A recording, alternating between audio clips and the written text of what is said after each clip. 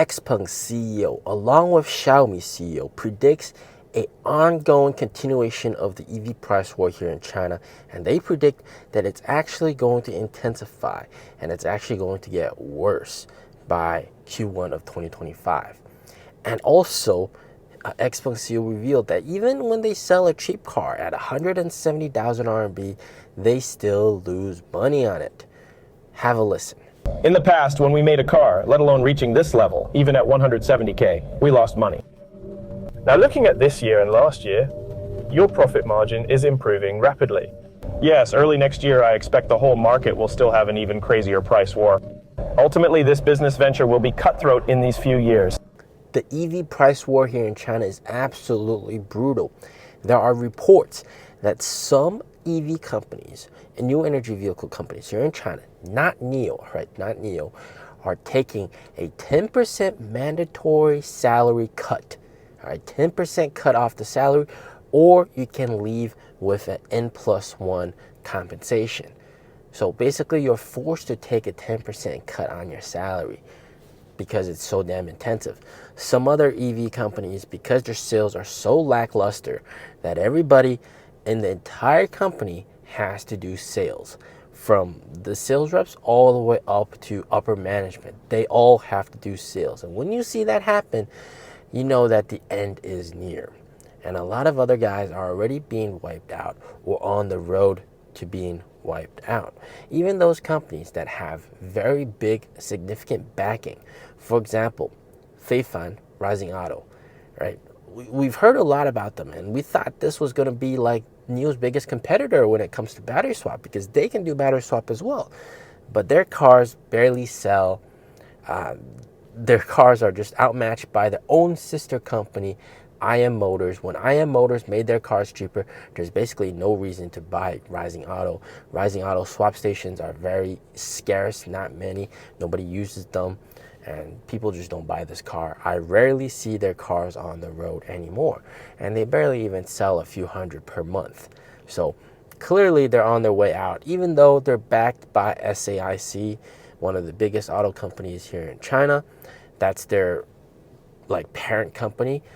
Still, they're pretty much going to be on their way out. Other companies, similar story. Everybody is fighting for survival, and it's just getting so competitive. We all know that Zeekr, they made their product cycle 6 months. They had the 2023 Zeekr 001 at the start of this year, and then February, they updated it to 2024 version of the Zeekr 001, which seemed normal, a normal thing to do. And then just quite recently, a few weeks ago, they launched the 2025 version of the Zeekr 001. And it is rumored that because they are first in line to get the NVIDIA Thor chips, they're probably going to launch the 2026 version of the car very soon next year. All right. So, man, 6-month product cycle for the car. For a car, you own the car for less than 6 months, and it's already the older generation of the car. How crazy is this? And Zeekr is a big company. All right, they're backed by Geely. They're pretty much Geely, but it shows how competitive everything is. Everybody's spending a whole lot of money on R&D to push the products, make them better, and everybody's trying to undercut each other. It's just absolutely nuts. Now, because of the shortened product cycle and the whole entire competitiveness of the market, what does this all mean for NIO? It just means that NIO is really going to have to speed up their own product cycle as well. They got to push out NT 3.0 cars ASAP. And before that happens, as other competitors launch out cars that are in some aspects better than NIO on paper. All right, I'm just going to say on paper, because in actuality, they might not be better than NIO. NIO has top quality battery swap. It's hard to beat that. But you have products that might be better than NIO on paper. Consumers might be swayed towards that product. NIO is going to inevitably have to introduce more, deeper incentives to sell the cars. And that is absolutely the case. Even the NIO house manager agreed on this. He's actually the one that told me this. If NIO wants to sell a whole lot more cars and get to over 30,000 deliveries per month on the NIO brand, they gotta like launch some crazy incentive, right? Like really crazy incentive, even better than what it is right now. And he believes that will actually happen. Like, because of the intensity of the price war, everybody's fighting for sales, everybody's fighting for survival. No company wants to die like Hi-Fi or Weltmeister or some of these other companies that are dying, and everybody's fighting for market share. It's inevitable that you just have to come out with even more crazy incentives. And you can tell, like, NIO tried to reduce the incentives, and it didn't work. Right? They reduced the free battery swap vouchers from 40 down to 20.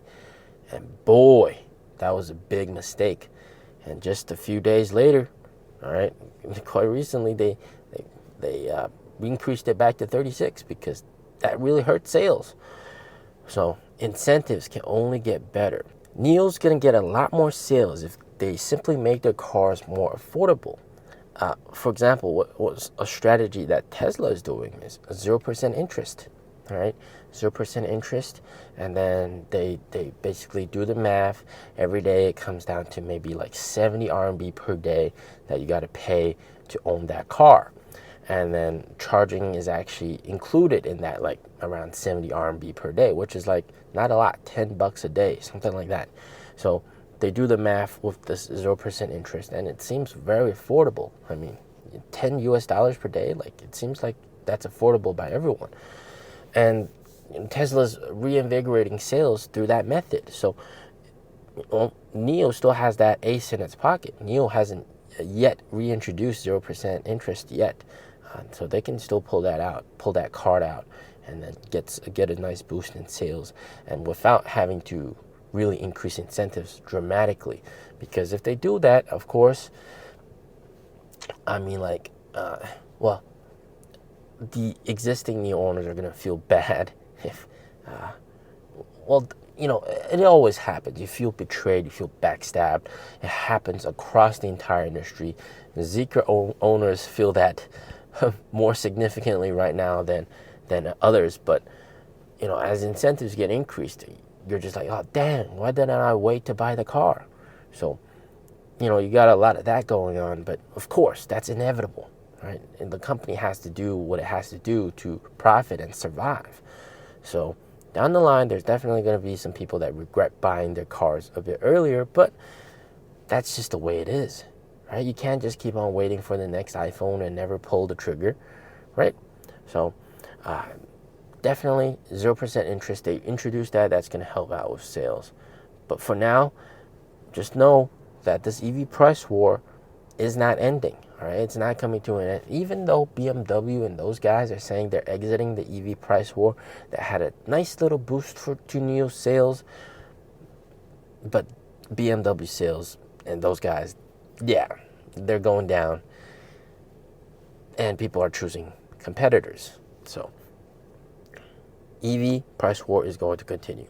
So just be wary of that. Just be prepared.